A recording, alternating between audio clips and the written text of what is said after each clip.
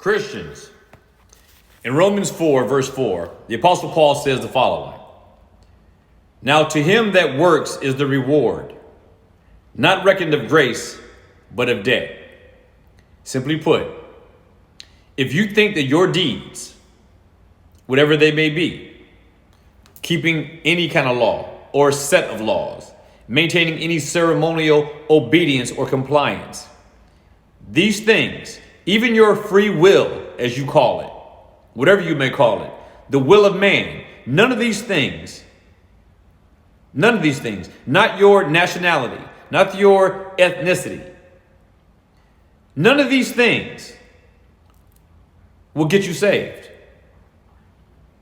And if they could, and you complied to them, then God would owe you salvation.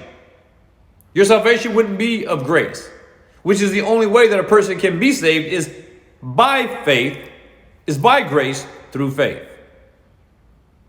So Paul goes on in verse 5 and he says, but to him that works not, but believes on him that justifies the ungodly, his faith, not his works, are counted to him for righteousness. If you go to a job and you work 8 hours, your employer owes you 8 hours worth of pay because you put in the time and did the work for that pay.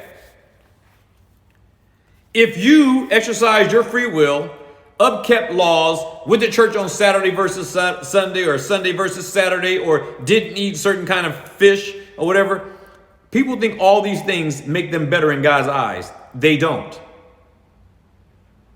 You are attempting to be saved by works, by deeds of laws, by law keeping, by doing anything.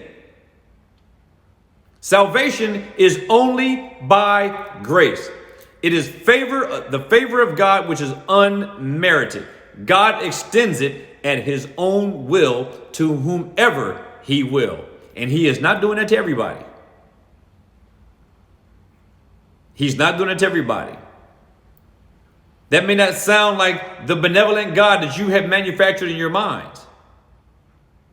But the benevolent God that I know is very picky for no reason in the persons being picked. But his pickiness is in his purpose.